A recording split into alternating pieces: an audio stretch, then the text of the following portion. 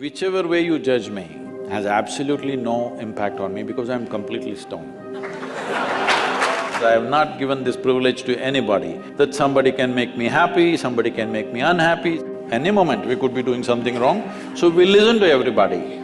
But what they say will not determine how I am.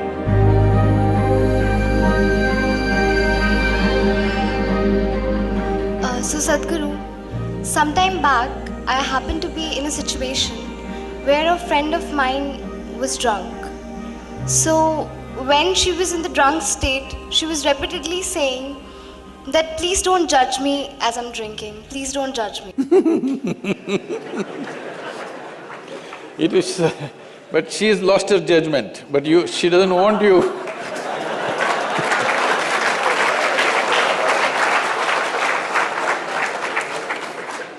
So my question is, whether it is alcohol or not, in life, why are we so apprehensive about being judged by others? And how can we not let this come on our way of being happy?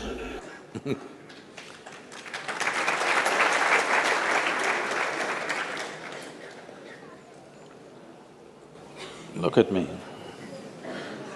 See, I'm always stoned.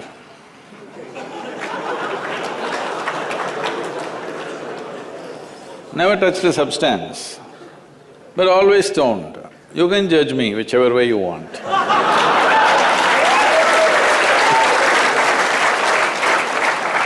Because one thing is, I'm stoned in such a way that I have not lost my judgment at all. And at the same time, whichever way you judge me has absolutely no impact on me because I'm completely stoned.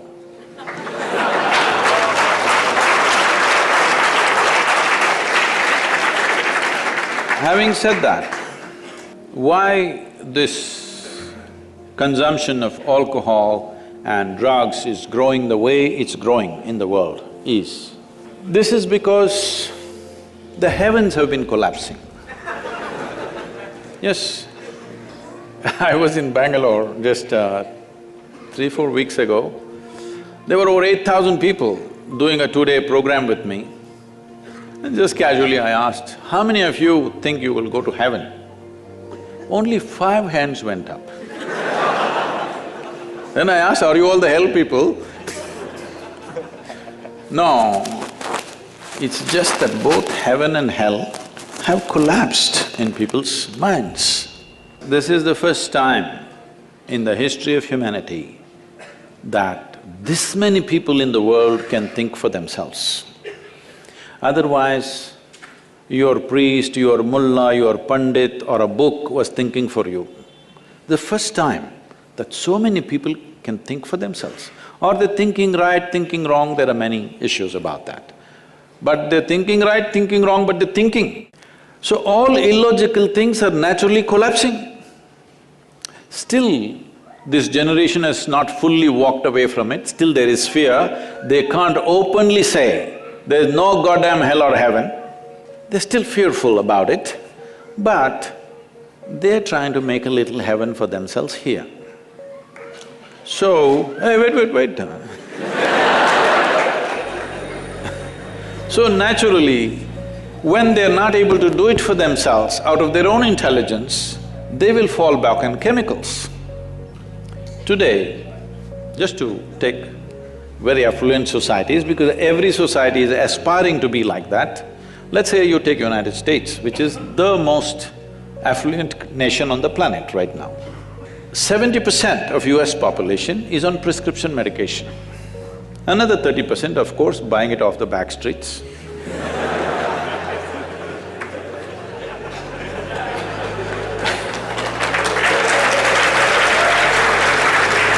Most affluent nation, obviously affluence is not working. To be healthful, you need chemicals. To be joyful, you need chemicals. To be peaceful, you need chemicals. To be ecstatic, of course, that is ecstasy. So, I'm not even looking at it morally. It's never a moral issue for me. If 90% of this population right now is on chemicals, believe me, the next generation that we produce will be a generation which is much less than us.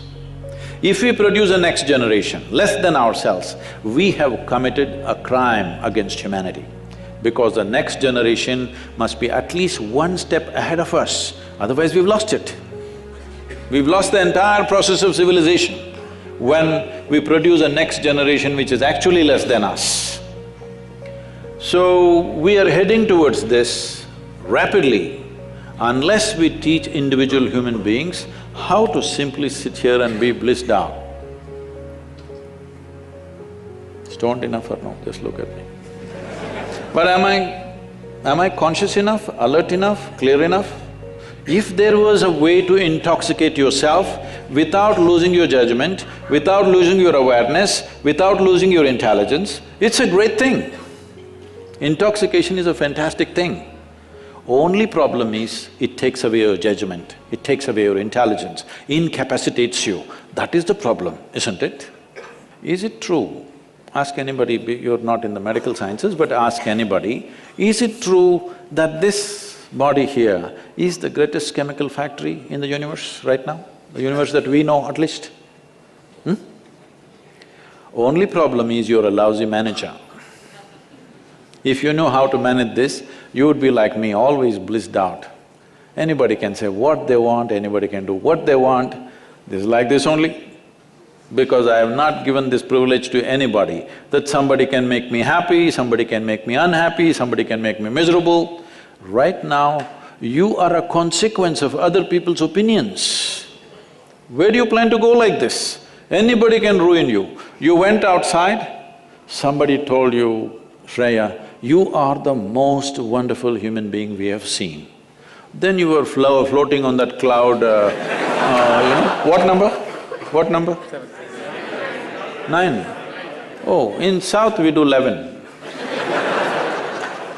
You were floating on cloud whatever number, and you came home, people at home told you who you really are. And the cloud will crash. No. It's very important that neither this way or that way, we listen to everybody because we could be doing something wrong. Hello?